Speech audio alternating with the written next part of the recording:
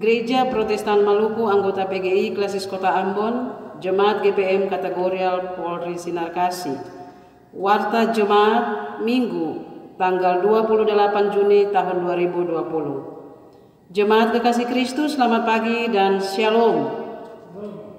Majelis mengucapkan selamat hari Minggu dan selamat beribadah bagi Jemaat Kategorial Polri Sinar Kasih. Kiranya ibadah kita diberkati Tuhan Yesus untuk kemuliaan namanya. Majelis juga mengucapkan selamat atas berbagai kebahagiaan dan sukacita, berkenan bertambah usia kelahiran dan perkawinan serta kebahagiaan lainnya. Kiranya Tuhan Yesus Kristus memberkati. Selanjutnya dimohon perhatian jemaat atas informasi pelayanan sebagai berikut.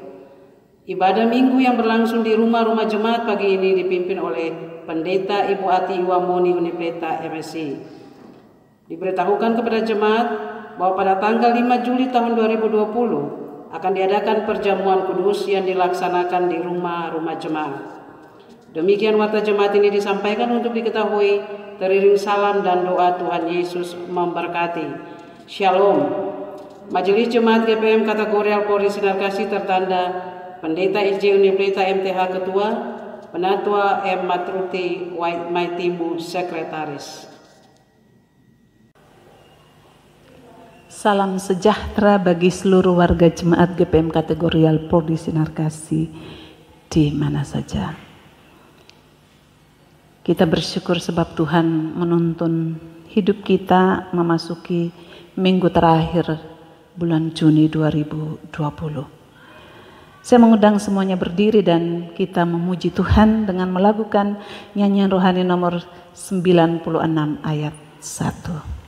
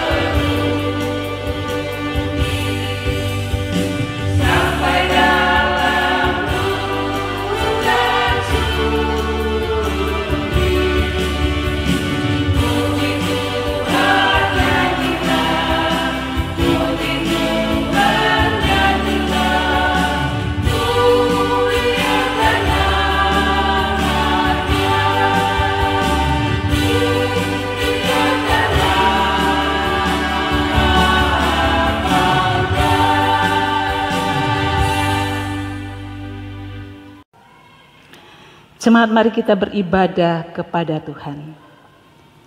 Ya Tuhan, terimalah kami yang bersekutu dan beribadah kepadamu di sini, di rumah kami. Pertolongan bagi kita adalah di dalam nama Allah Bapa, Anaknya Yesus Kristus dan Roh Kudus. Amin. Terpujilah Tuhan. Sambil kita berdiri, kita angkat pujian bersama nyanyian rohani nomor 94 ayat 1 dan 3.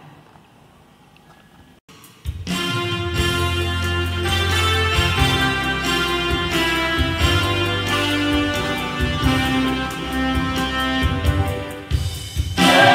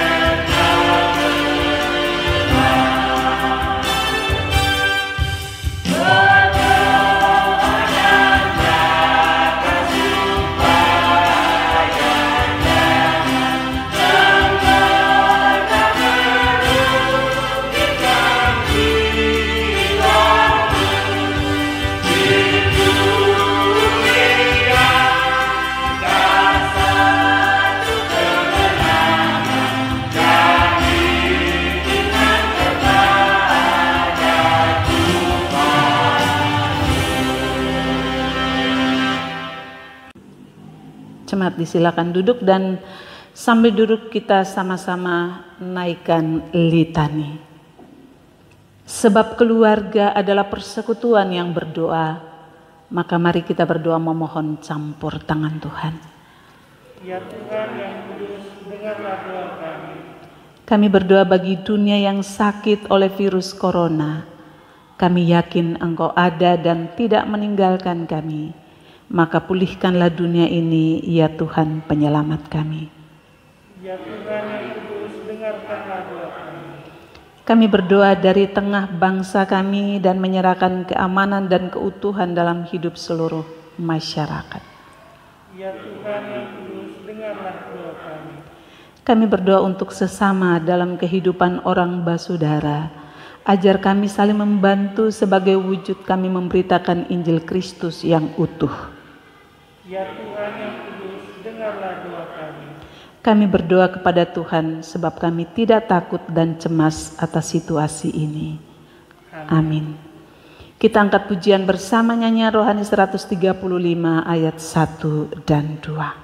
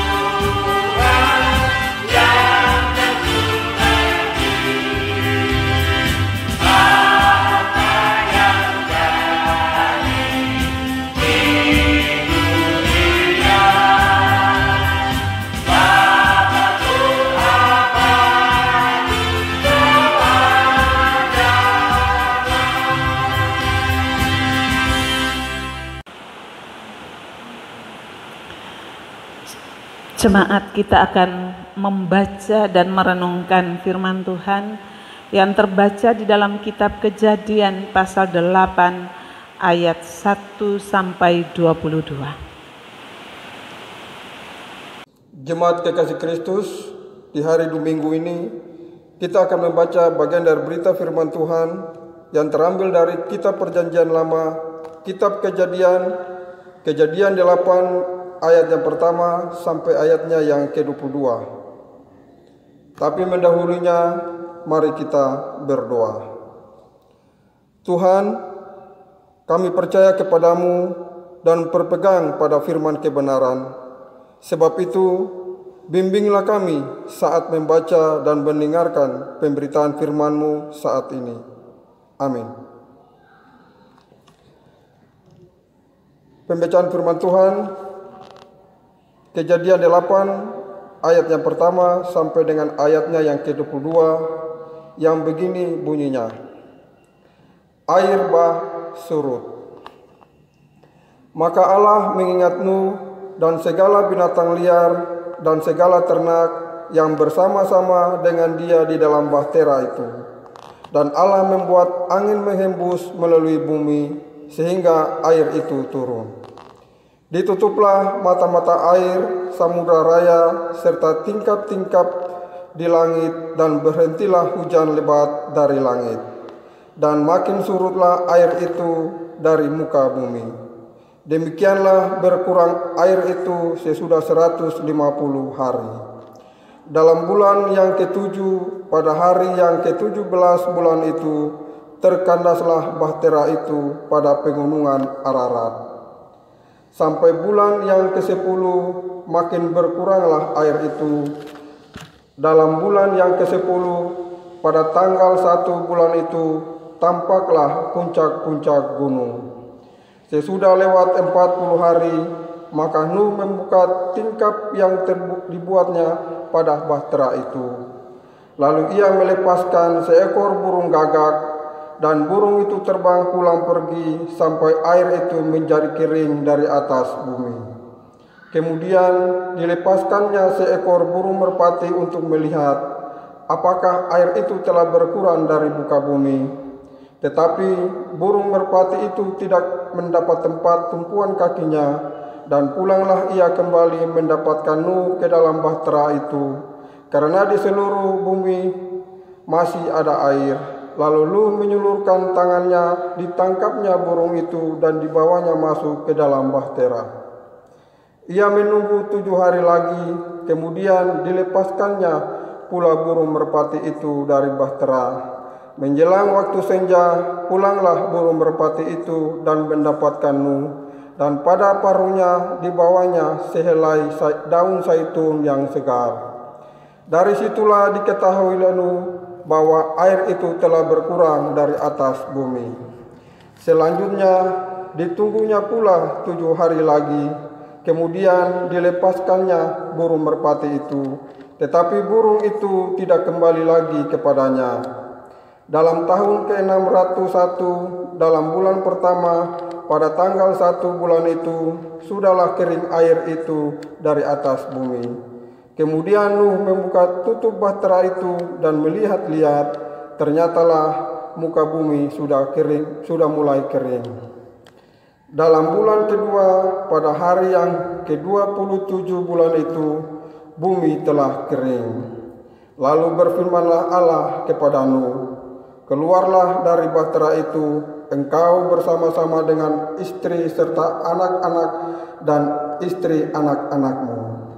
Segala binatang yang bersama-sama dengan engkau, segala yang hidup, burung-burung, hewan, dan segala binatang melata yang merayap di bumi, suruhlah keluar bersama-sama dengan engkau, supaya semuanya itu berkeriapan di bumi serta berkembang biak dan bertambah banyak di bumi." Lalu keluarlah Nuh bersama-sama dengan anak-anaknya dan istrinya dan istri anak-anaknya. Segala binatang luar, segala binatang melata, dan segala burung, semuanya yang bergerak di bumi, masing-masing menurut jenisnya, keluarlah juga dari bahtera itu. Lalu Nuh mendirikan mezbah bagi Tuhan, bagi segala binatang tidak haram, dan dari segala burung yang tidak haram diambilnyalah beberapa ekor. Lalu ia mempersembahkan korban bakaran di atas mezbah itu. Ketika Tuhan mencium persembahan yang harum itu, berfirmanlah Tuhan dalam hatinya, "Aku takkan mengutuk bumi ini lagi karena manusia, sekalipun yang ditimbulkan hatinya adalah jahat dari sejak kecilnya. Dan aku takkan membinasakan lagi segala yang hidup seperti yang telah kulakukan. Selama bumi masih ada, takkan berhenti-henti musim menabur dan menuai, dingin dan panas, kemarau dan hujan, siang dan malam." Demikianlah firman Tuhan. Haleluya, haleluya, haleluya.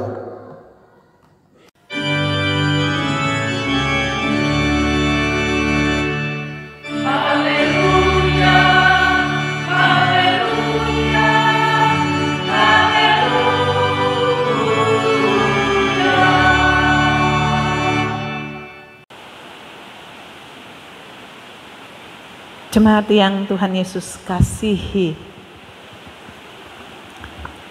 sepanjang 1 bulan ini, bulan Juni 2020, seluruh proses pemberitaan firman Tuhan berbicara soal lingkungan hidup. Dan hari ini kita mendengar kisah dari peristiwa air bah. Dan kalau kita mendalaminya, sebetulnya air bah yang meliputi bumi yang dikisahkan di dalam kitab Kejadian ini membuat bumi kembali ke fase semula sebelum bumi atau dunia diciptakan. Ketika air bah melanda bumi, situasi yang terjadi waktu itu adalah kekacauan yang luar biasa. Kekuatan samudra raya mengancam keselamatan dan hidup seluruh makhluk. Hal ini menandakan bahwa seluruh makhluk ciptaan Tuhan itu sebetulnya diciptakan oleh Allah untuk hidup di dalam jaring kehidupan. Artinya seluruh makhluk ciptaan Tuhan itu berada di dalam satu ikatan yang tidak bisa dipisahkan. Artinya manusia tidak bisa menganggap dirinya lebih penting daripada makhluk ciptaan Tuhan yang lainnya, sebab semuanya diciptakan di dalam sebuah ikatan atau jaring kehidupan yang tidak bisa dilepas pisahkan. Dengan begitu, jika salah satu bagian dari seluruh ciptaan ini terganggu, maka semuanya terganggu. Salah satu spesies terganggu dan terancam, maka spesies-spesies yang lain juga mengalami ancaman.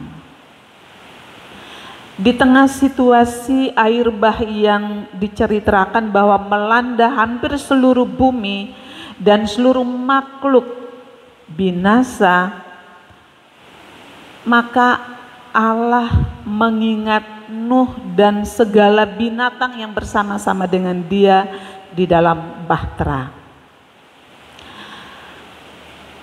Kata mengingat ini penting untuk kita renungkan, sebab memiliki makna yang sangat mendalam. Artinya di tengah ancaman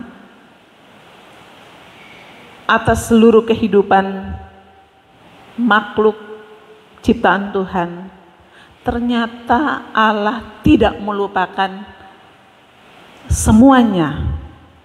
Tetapi ada satu keluarga dikisahkan, Nuh dan keluarga serta segala binatang yang bersama-sama dengan dia itu mengalami cinta kasih Allah yang luar biasa. Dan karena Allah mengingat, Allah tidak melupakan mereka, maka dikatakan selanjutnya Allah bertindak untuk menyelamatkan. Artinya Allah tidak pernah melupakan seluruh ciptaannya yang sementara terancam, berada di dalam ancaman bahaya besar. Allah bertindak menyelamatkan Nuh dan keluarga serta makhluk ciptaan Tuhan yang lainnya itu dengan membuat air semakin surut. Dikatakan ada angin yang bertiup dan membuat air itu semakin hari surut, dan itu pertanda bahwa manusia memasuki satu fase hidup yang baru. Ketika semuanya dilenyapkan oleh air bah, ada sebahagian orang yang mengalami kebaikan Tuhan, yang mengalami cinta kasih Tuhan, mereka diingat oleh Tuhan, dan karena itu mereka diselamatkan. Mereka masuk fase kehidupan yang baru. Dan itu menandakan bahwa samudra raya yang mengamuk, seluruh air baik yang ada di atas langit maupun yang ada di bawah bumi, semuanya mengamuk dan mengancam keselamatan seluruh makhluk. Tetapi ternyata ketika Allah bertindak, tidak ada yang mustahil. Samudra raya yang mengamuk itu, yang membuat bumi ini mengalami kekacauan yang luar biasa, kaos yang luar biasa. Tetapi ketika Allah bertindak, maka semuanya takluk di bawah kuasanya. Hal ini membuktikan bagi kita bahwa kuasa Allah itu lebih besar dan lebih dahsyat dari kekuatan alam, termasuk samudra raya yang sementara mengamuk. Nuh dan binatang yang bersama-sama dengan dia itu keluar dari bahtera.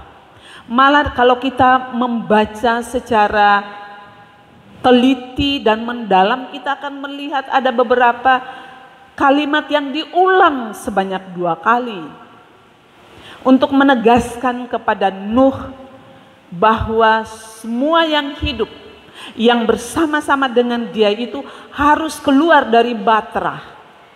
Dan dikatakan selanjutnya di sana bahwa Tuhan berfirman kepada Nuh dan keluarganya dan binatang-binatang yang bersama-sama dengan dia itu untuk berkembang biak, beranak cucu, memenuhi bumi. Hal ini menunjukkan kepada kita bahwa penciptaan awal mula dunia diciptakan dan Tuhan menyuruh manusia dan seluruh makhluk untuk berkembang biak. Sekarang ini di dalam tahapan hidup selanjutnya, ketika musibah air bah menghabisi seluruh yang hidup, manusia dan yang lainnya, tetapi ada sekelompok kecil orang yang diselamatkan Tuhan. Dan kepada mereka Tuhan kembali lagi membuat perjanjian dengan mereka dan memberi penugasan kepada mereka supaya berkembang biak, beranak cucu, memenuhi bumi. Jadi perjanjian yang Allah ungkapkan pada awal mula dunia diciptakan, ketika melewati ancaman air bah, Allah melakukan pembaruan dari perjanjian yang dia lakukan. Perintah yang pernah dia ungkapkan sekali lagi dia tegaskan kembali kepada Nuh dan keluarganya serta makhluk ciptaan Tuhan yang lainnya. Hal ini menegaskan bagi kita bahwa di tengah-tengah ancaman bahaya, kalaupun sekarang ini hidup kita sementara terancam dengan virus corona yang melanda seluruh bumi, tidak ada yang luput. Negara yang maju, negara yang berkembang, negara yang miskin, semuanya mengalami ancaman virus corona.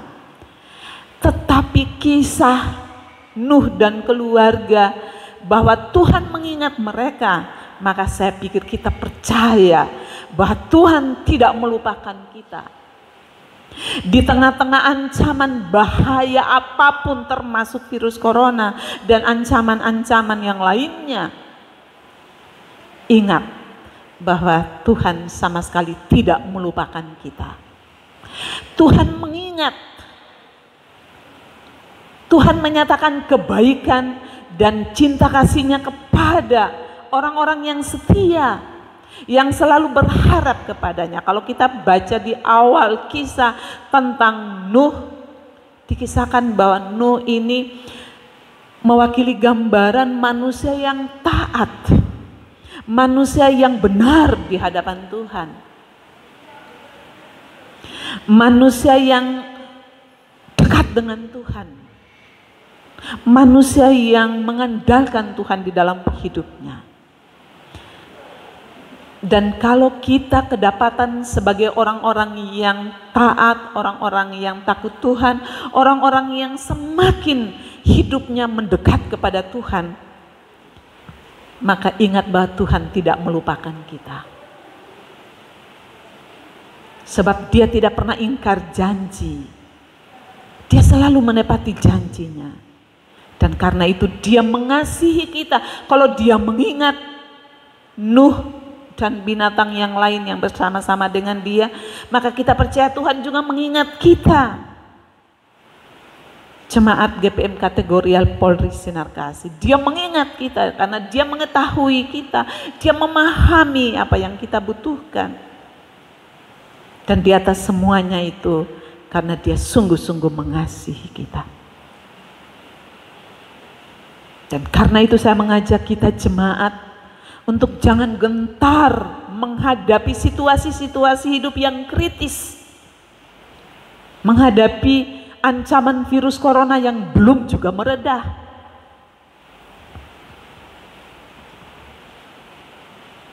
Tetapi sama seperti Nuh yang ketika sudah keluar dari bahtera, Tuhan memerintahkan Nuh dan binatang yang lainnya itu untuk keluar dari bahtera supaya berkembang biak memenuhi bumi. Maka ada satu hal yang tidak dilupakan oleh Nabi Nuh. Diceritakan di dalam kisah ini bahwa setelah Nuh dan keluarganya serta seluruh makhluk yang bersama dengan dia keluar dari bahtera itu, yang dia lakukan adalah mendirikan mezbah bagi Tuhan. Mezbah adalah tempat kudus yang dikuduskan bagi Tuhan. Tempat di mana umat mempersembahkan korban kepada Allah.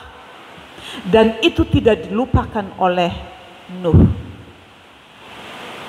Bumi yang baru diselamatkan itu, yang baru diciptakan kembali oleh Allah itu, setelah melewati musibah air bah, Nuh mendirikan mezbah.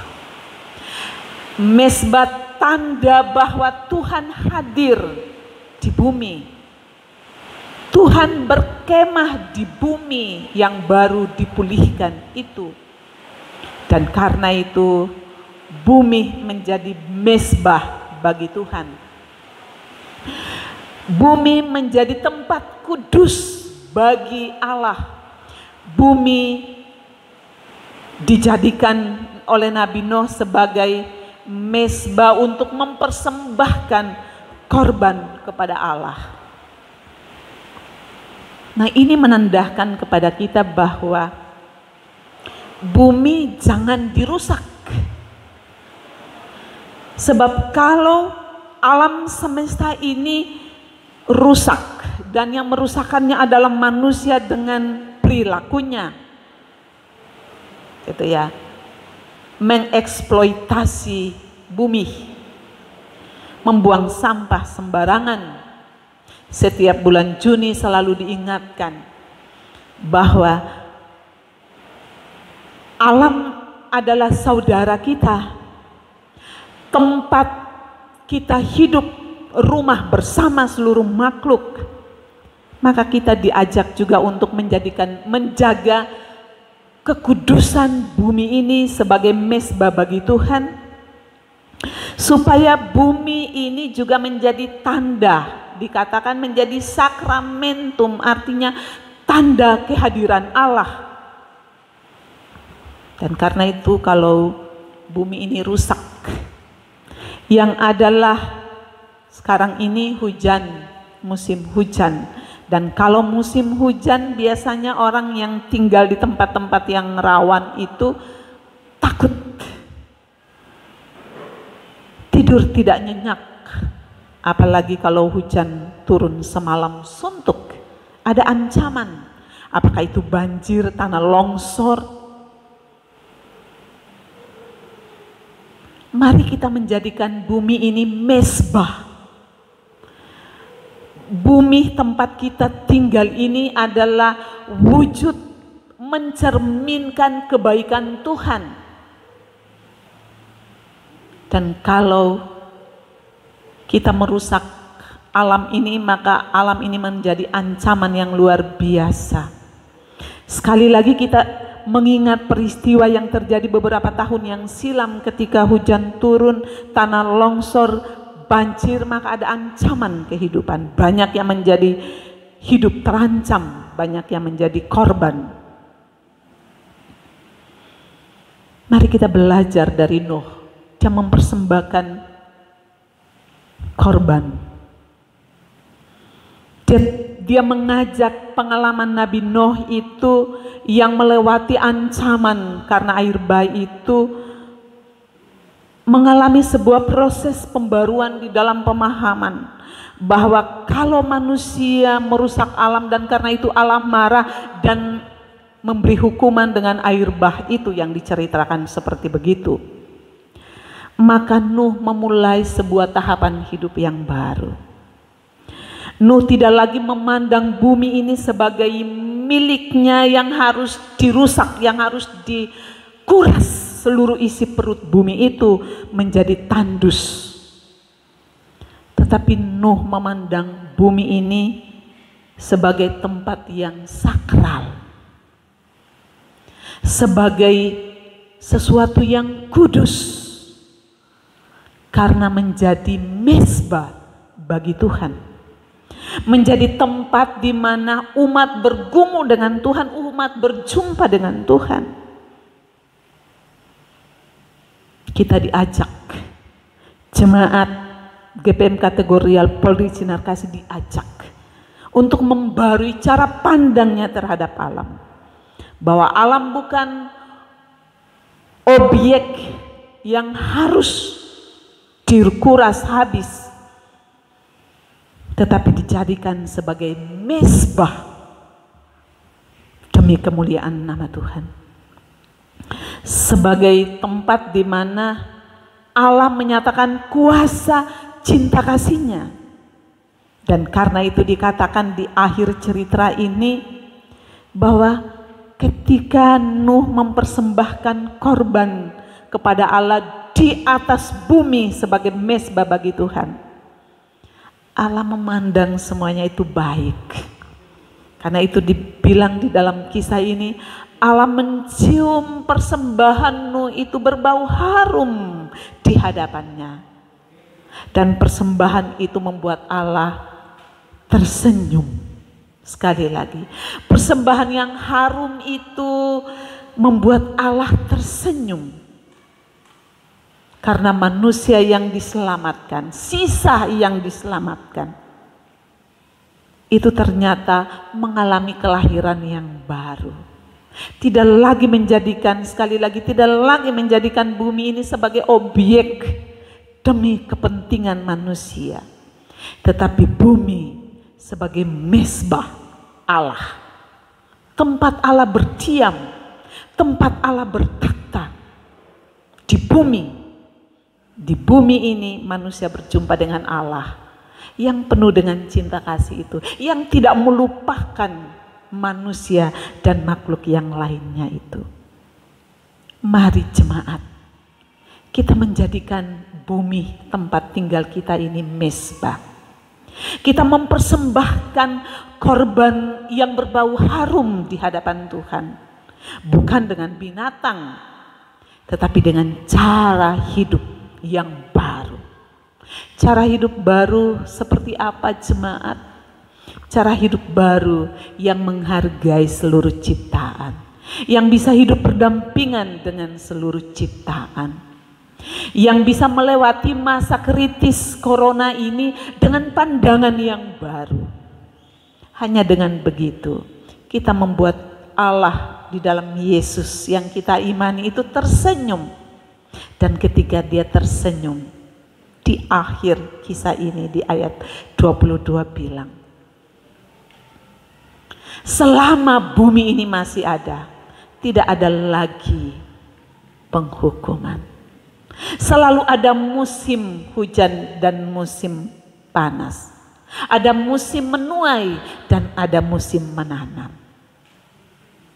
Ada musim menanam dan ada musim menuai. Artinya hidup ini akan berjalan sebagaimana hakikatnya diciptakan Tuhan, sebagaimana adanya.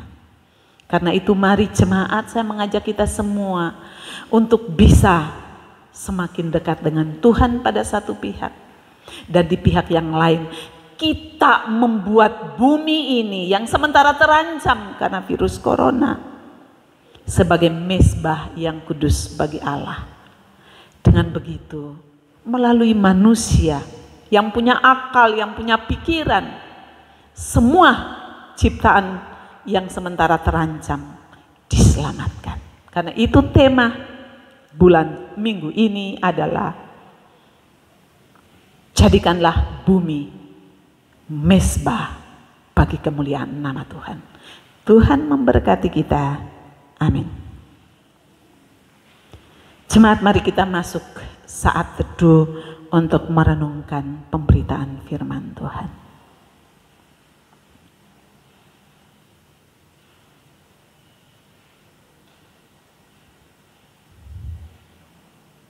Selesai.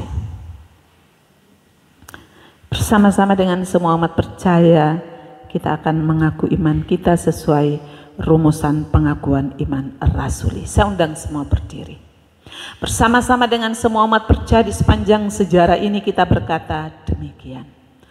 Aku percaya kepada Allah, Bapa yang Maha Kuasa, Khalik langit dan bumi, dan kepada Yesus Kristus, anaknya yang tunggal Tuhan kita, yang dikandung daripada Roh Kudus, lahir dari anak darah Maria, yang menderita di bawah pemerintahan Pontius Pilatus, disalibkan, mati dan dikuburkan, turun ke dalam kerajaan maut. Pada hari yang ketiga bangkit pula dari antara orang mati, naik ke surga, duduk di sebelah kanan Allah Bapa yang Maha Kuasa, dan akan datang dari sana untuk menghakimi orang yang hidup dan yang mati. Aku percaya kepada Roh Kudus, gereja yang kudus dan am, persekutuan orang kudus, pengampunan dosa, kebangkitan daging dan hidup yang kekal. Amin. Jemaat disilakan duduk.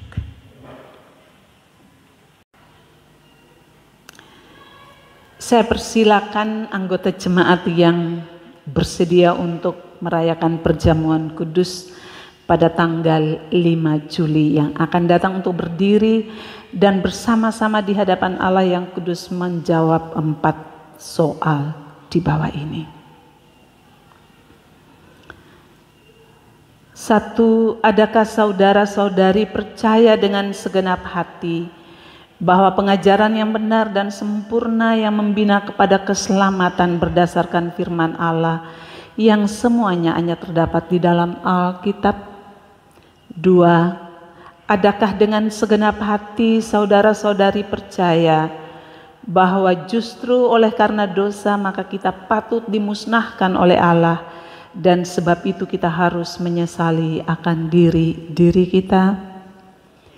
3. Adakah saudara-saudari mengaku bahwa berdasarkan kasih Allah yang tidak berhingga, sudahlah Ia mengaruniakan kepada kita anaknya yang tunggal Tuhan Yesus Kristus, yang dengan rela telah memecahkan tubuhnya dan menumpahkan darahnya, khusus untuk pengampunan dosa-dosa kita?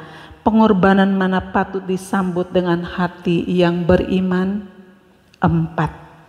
Adakah saudara-saudari berniat dengan hati yang tulus ikhlas, sesuai panggilan kita berdasarkan baptisan kudus dan pengakuan iman, untuk menyerahkan hidup dipengaruhi oleh Roh Kudus, agar bertambah-tambah di dalam kasih, iman dan pengharapan, serta hidup dalam persekutuan yang benar, sebagaimana patut bagi segala orang percaya? Apakah jawabmu? Tuhan memberkati saudara-saudari. Silakan duduk kembali. Jemaat, mari kita satu di dalam doa. Kami bersyukur kepadamu ya Allah, ya Tuhan kami, yang tidak pernah melupakan kami, tetapi yang selalu mengingat kami dalam segala situasi yang sulit yang kami alami. Situasi yang sulit yang kami sementara hadapi adalah ancaman virus corona yang belum juga meredah di negeri ini, di bumi ini, di kota ini. Dan karena itu status PSBB akhirnya dilakukan di kota ini. Dan karena itu kami datang kepadamu ya Tuhan, menyerahkan seluruh kehidupan kami di dalam tangan pengasihan Tuhan. Kasihanilah kami, berilah kepada kami kesadaran yang sungguh, supaya kami menjaga diri, mengikuti protokoler kesehatan, menjaga jarak satu dengan yang lainnya ketika kami berinteraksi karena tugas, karena kebutuhan hidup. Kami taat menggunakan pelindung masker dan membiasakan diri untuk mencuci tangan setiap waktu sebagai cara kami untuk menjaga hidup kami dari ancaman virus corona. Situasi ini membuat kami sadar bahwa seringkali karena kepentingan diri kami merusak alam ciptaan Tuhan, mengganggu hidup dari makhluk ciptaan yang lainnya, karena kami berpikir hidup kami yang lebih utama. Padahal sesungguhnya Tuhan menghendaki supaya keharmonisan hidup seluruh makhluk mesti kami jaga. Dan karena itu kami mohon ampun untuk kesalahan-kesalahan yang kami lakukan ketika kami mencemari bumi ciptaan Tuhan ini, ketika kami merusak hidup makhluk ciptaan Tuhan yang lainnya. Tuhan, kami sekarang sementara berada di musim penghujan. Dan karena itu kami mohon biarlah Tuhan lindungi kami. Berilah kepada kami kewaspadaan supaya kami tetap berjaga-jaga ketika hujan tiba. Kami percaya bahwa Tuhan tidak melepaskan tangan-Mu dari hidup kami. Pengalaman-pengalaman pahit yang terjadi beberapa tahun itu semakin membuat kami sadar dan kami selalu waspada. Dan karena itu kami menyerahkan seluruh kehidupan kami di dalam tangan Tuhan, supaya musim penghujan ini adalah membawa berkat di dalam hidup kami dan bukan menjadi kutuk. Doa kami bagi masyarakat, bagi saudara-saudara kami yang sudah terinfeksi virus corona, yang sementara menjalani isolasi di rumah, tetapi juga ada yang sementara dirawat di rumah sakit. Kami mohon supaya Tuhan campur tangan di dalam seluruh proses perawatan, supaya mereka dari waktu ke waktu, dari hari ke hari, mereka mengalami penyembuhan dan pemulihan.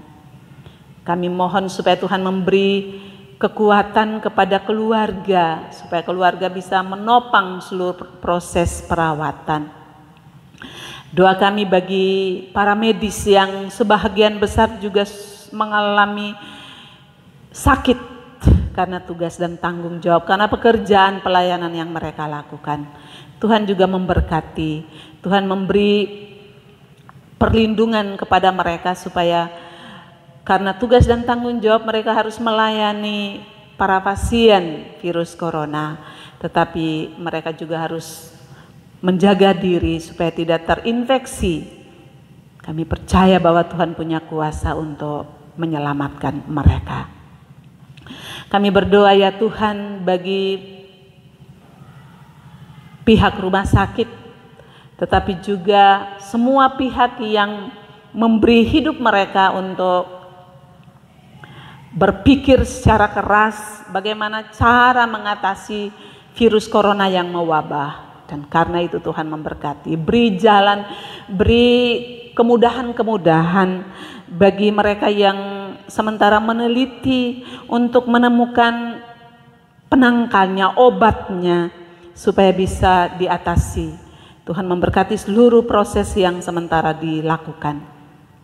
Kami berdoa Tuhan memberi roh dan hikmat-Mu kepada pemerintah, pusat, provinsi, kota, kabupaten, kecamatan, kelurahan, dan sampai ke desa-desa, supaya perhatian pemerintah yang memberi kucuran dana yang tidak sedikit untuk penanganan virus corona bisa dilakukan dengan maksimal.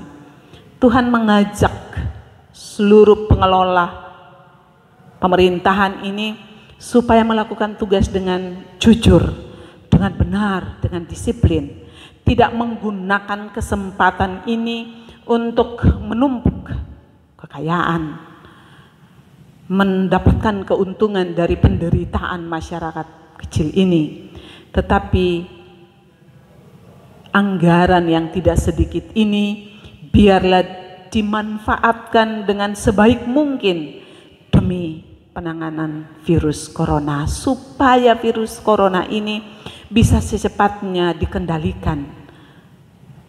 Kami percaya bahwa Tuhan tidak melepaskan tangan-Mu. Dan karena itu kami bawa seluruh beban pergumulan hidup dari Persekutuan Jemaat GPM Kategorial Polri Sinar Kasih. Banyak anggota jemaat yang bekerja sebagai anggota kepolisian, baik yang mengabdi dan bekerja di Polda Maluku, yang bekerja di Polres, di polsek-polsek yang tersebar di Provinsi Maluku. Tuhan memberkati mereka. Baik siang maupun malam mereka bekerja, hujan dan panas, mereka tidak pernah mengenal lelah.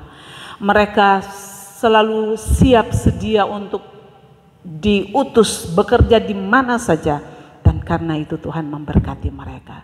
Tuhan memberi kekuatan dan kesehatan yang baik kepada mereka, supaya mereka bekerja dengan sebaik mungkin, memberi rasa aman dan rasa nyaman kepada masyarakat banyak. Kami mohon berkati tiap keluarga rumah tangga mereka, supaya ketika mereka bekerja dan ketika kembali mereka menemui anggota keluarga di dalam kehidupan yang selalu mengalami kebaikan Tuhan. Kami mohon supaya Tuhan memberkati seluruh anggota jemaat kategori Polri Sinar Kasih, mulai dari keluarga yang pertama sampai yang terakhir, mulai dari anak-anak yang masih kecil sampai orang tua yang sudah lanjut usia. Tuhan memberkati mereka. Pergumulan dan perjuangan anak-anak kekasih kami, Tuhan campur tangan, supaya walaupun mereka harus belajar di rumah, liburan di rumah, tetapi tangan Tuhan yang penuh kasih itu selalu memberkati, supaya masa depan mereka adalah masa depan yang penuh dengan bahagia. Kami berdoa bagi anak-anak kekasih kami yang sudah menyelesaikan pendidikan, yang sementara mencari pekerjaan, yang menunggu saat yang tepat untuk mengikuti seleksi CPNS tahap selanjutnya. Tuhan beri kesabaran. Tetapi juga anak-anak kekasih kami yang sementara ini melamar untuk masuk ke anggota kepolisian, Tuhan juga memberkati mereka. Kami mohon supaya Tuhan berjalan bersama dengan seluruh umat Tuhan di jemaat ini untuk memasuki hidup di usbu yang baru. Karena kami percaya Tuhan tidak akan pernah meninggalkan kami.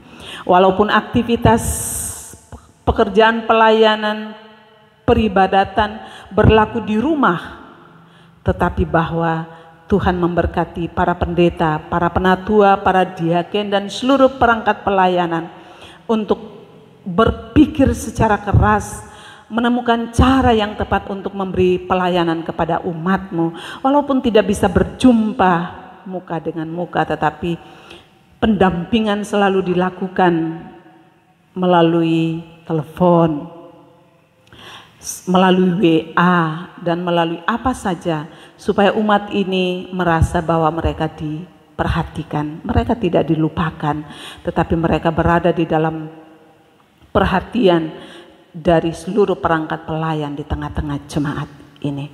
Tuhan, umat-Mu mempersembahkan hidup mereka, mempersembahkan persembahan-persembahan syukur kepada Tuhan sebagai tanda syukur dan terima kasih mereka. Biarlah Tuhan memberkati supaya pada waktunya dikumpulkan untuk dikelola demi pekerjaan Tuhan di tengah-tengah jemaat ini. Tuhan, ini doa kami kepadamu.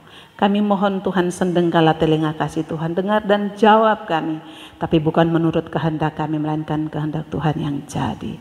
Doa ini kami bawa dalam nama Yesus Tuhan yang mengajar kami berdoa bersama.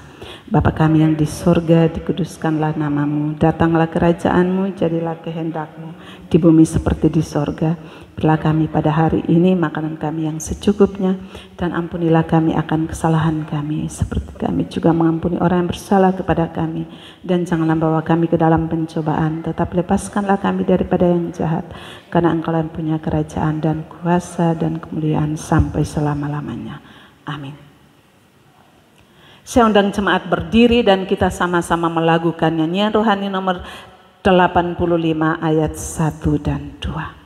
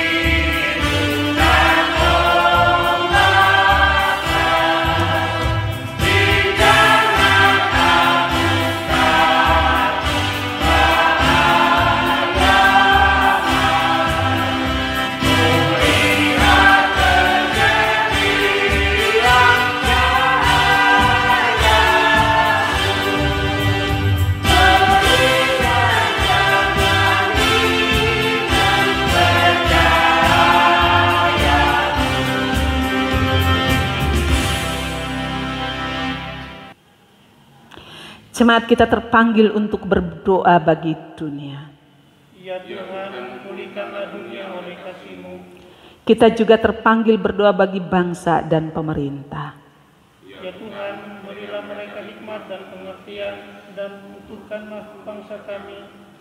Kita harus berdoa bagi semua saudara dan sesama. Ya Tuhan, hidupkan dalam kami rasa saling mengasihi dalam semangat hidup orang bersaudara. Kita terpanggil melakukan usaha untuk pelestarian lingkungan.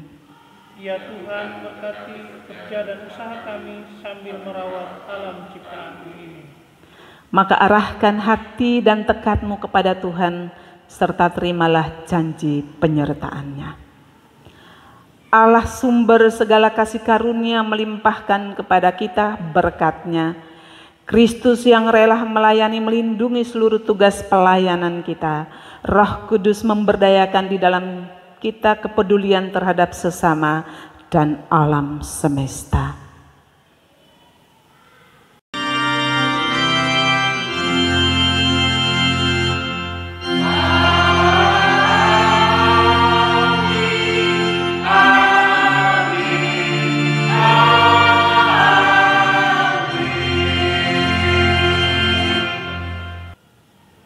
Ibadah kita selesai, selamat menikmati sukacita dan berkat Tuhan di hari ini.